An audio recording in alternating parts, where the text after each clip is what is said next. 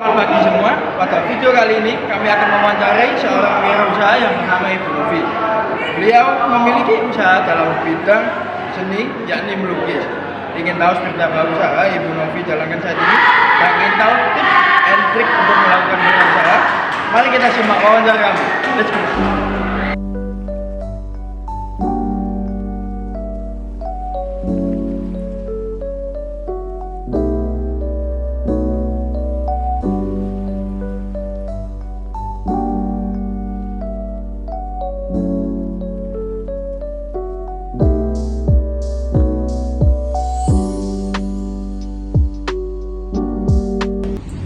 Assalamualaikum warahmatullahi wabarakatuh.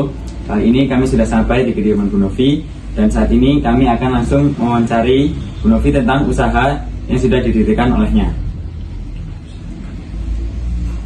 Baik, untuk pertanyaan yang pertama, sudah berapa lama Ibu melakukan atau menjalankan usaha ini? Iya, betul.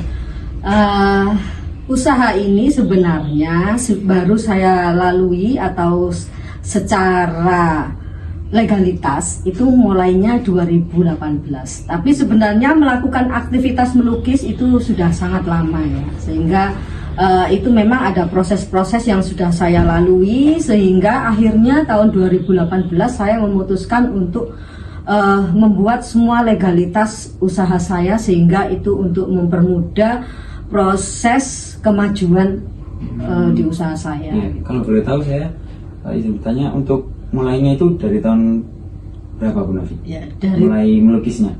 Kalau mulai melukis kebetulan saya ini dulu kan alumni SMK Seni Rupa. Jadi dulu itu ada yang namanya SMSR, Sekolah Menengah Seni Rupa. Nah, saya ambil jurusan di situ di SMA ya, lalu lanjut kuliah S1 Seni Rupa di UNESA. Sehingga ya memang kalau terhitung waktu itu kan masuk SMK aja saya 95, kuliah itu 99. Jadi ya di tahun itu saya sudah melakukan proses aktivitas melukis. Bahkan kalau ikutan sanggar-sanggarnya itu sudah SMP sebenarnya. Iya, jadi dalam proses perjalanannya setelah saya lulus kuliah, saya banyak aktivitas mengajar privat melukis, bikin sanggar, lalu aktif ikut pameran-pameran lukisan di berbagai kota di Indonesia, di galeri-galeri, di hotel dan sebagainya, sampai bergeser di tahun 2018. Artinya kalau kita ngomong seni rupa itu kan seni rupa murni ya. Ya. Lalu saya melakukan proses perkembangan di seni rupa terapan. Jadi proses melukis tapi dengan media pakai seperti yang kalian lihat di sini. Ada baju, tas, sepatu, kipas, apapun semuanya bisa dilukis, bisa dipakai itu. Oke. Selanjutnya. Latar belakang Ibu melakukan ini seperti yang Ibu jelaskan yang awal itu ya. Betul, jadi latar belakangnya memang dari kecil suka melukis, lalu didukung keluarga untuk mengasah skill dengan ikut sanggar-sanggar sampai sekolah seni rupa, kuliah seni rupa. Jadi memang proses itu panjang ya sampai ke sini.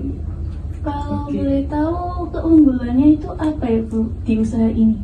Nah, keunggulannya memang tentunya ini kan kita proses secara manual ya. Jadi akan tidak mudah untuk ditiru, walaupun sekarang secara teknologi ada ya. Digital yang sekarang ini kan memang juga menjadi sebuah saingan, tapi tidak perlu untuk diresahkan bahwa kita punya passion, punya cara tersendiri, punya pangsa pasar sendiri, dan rezeki itu akan masing-masing lah. Ya, setuju. Selain keunggulan itu, apakah ada kelemahan di usaha ini? Kalau dibilang kelemahan, ada yang terasa itu adalah proses percepatan penggarapan. Iya kan, kalau pakai mesin, pakai alat itu kan bisa ya, diulang-ulang dan sebagainya. Kalau kita kan memang secara manual satu persatu. Tapi justru itu kalau dianggap kelemahan, tapi itu juga bisa menjadi keunggulan gitu loh, karena proses penggoresan tangan sama mesin pasti kan beda kan, dan orang itu rata-rata tidak ingin dikembarin lah secara objek gitu kan, bisa custom lah gitu loh. Tapi kan kalau mesin itu kan bisa digarap secara massal, secara besar, sedangkan ini memang satu persatu dan itu memang akan ketemu konsumennya masing-masing, konsumen sendiri. Iya. Lalu apa saja peluang untuk mengembangkan usaha ini? Pak, peluang sangat banyak. Peluang sangat banyak. Artinya ada jalur-jalur yang kita harus optimis gitu loh, bahwa itu bisa kita tempuh, kita lalui, dan ini sangat prospek ya. Kalau bilang industri kreatif ini pastinya tentunya ada ekonomi kreatif yang muncul di situ, dan sebenarnya sangat prospek. Dengan contohnya kan ya kayak ini, nggak hanya melukis di kanvas tapi juga di Iya, pakai betul. gambarnya. Kalau dulu kan lukisan dipajang aja ya, Iya, seperti yang kita lihat di tembok dan sebagainya, di kanvas atau mural ya yang. Tapi sekarang ada pengembangan-pengembangan, dan rata-rata kebetulan memang pilihan pangsa pasar saya adalah perempuan. Oke. Perempuan, ibu-ibu, wirausaha aktif, ibu-ibu sosialita, ya remaja-remaja juga. Artinya memang objek yang saya hadirkan adalah memang perempuan, dan memang barang yang memang dipakai untuk perempuan, sehingga itu menjadi pilihan ya. Kalau untuk memilih ke arah sana itu kan ada yang namanya analisa pasar.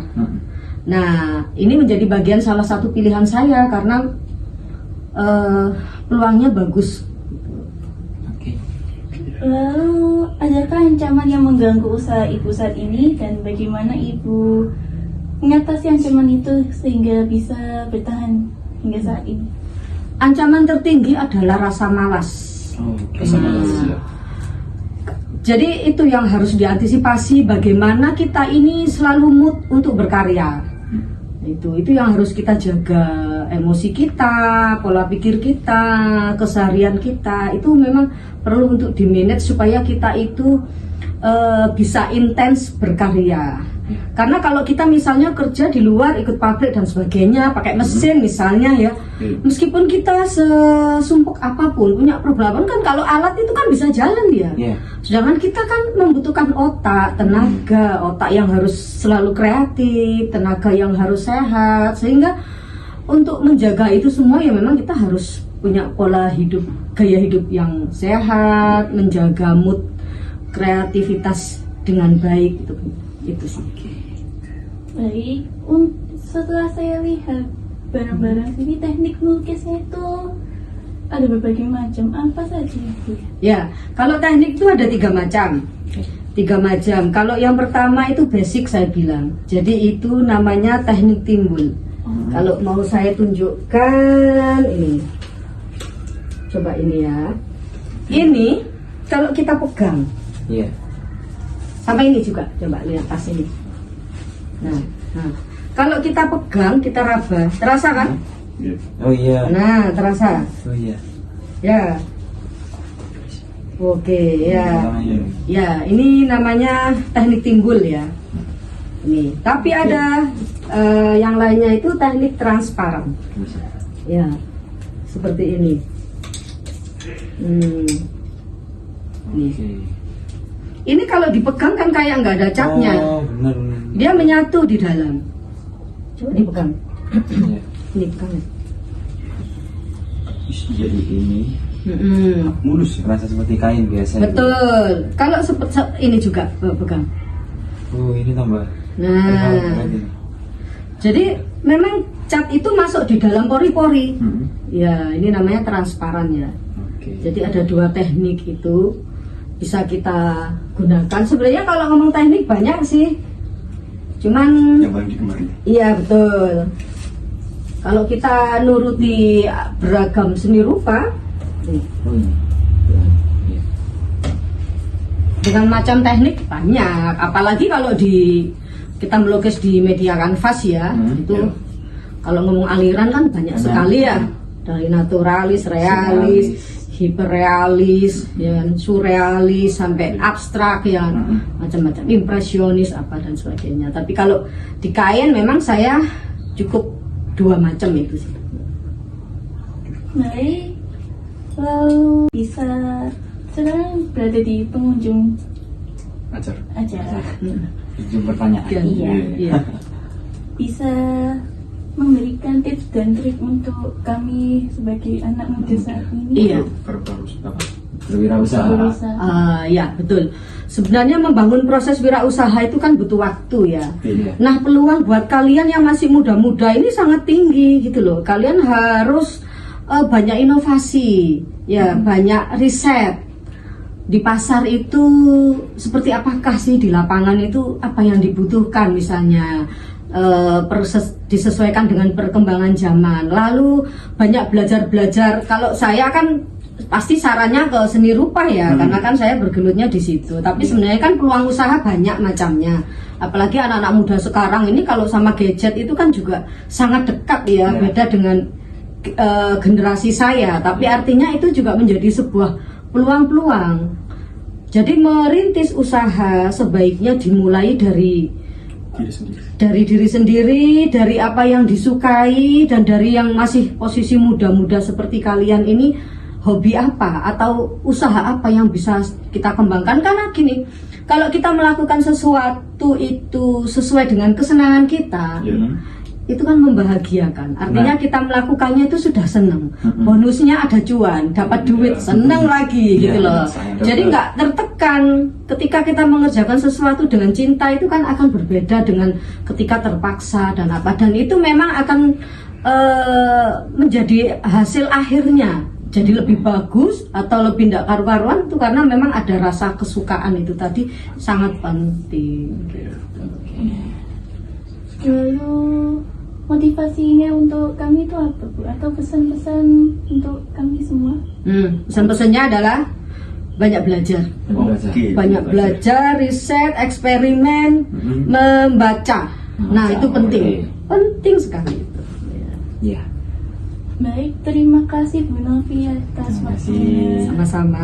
Saya juga senang sekali berbagi informasi lah ya, supaya kalian juga ini mungkin kedatangan di sini di galeri saya, Galeri Radita Jaya, mungkin bisa menjadi inspirasi kalian membangun sebuah usaha gitu. Untuk Bu Novi mungkin ada sosial media atau apa gitu yang bisa di Ya tentu aja. Saya menggunakan Facebook, ada Instagram juga, ada TikTok, semuanya namanya Galeri Radita Jaya. Oke. Tinggal follow ya. Iya, pasti. Sekian video dari kami. Terima kasih telah menyaksikan video wawancara bersama Bu Novi. Terima kasih kepada Bu Novi sudah meluangkan waktunya juga. Sama-sama. Sukses untuk kalian juga ya. Ya. Assalamualaikum warahmatullahi wabarakatuh. Lihat dulu abang kalian.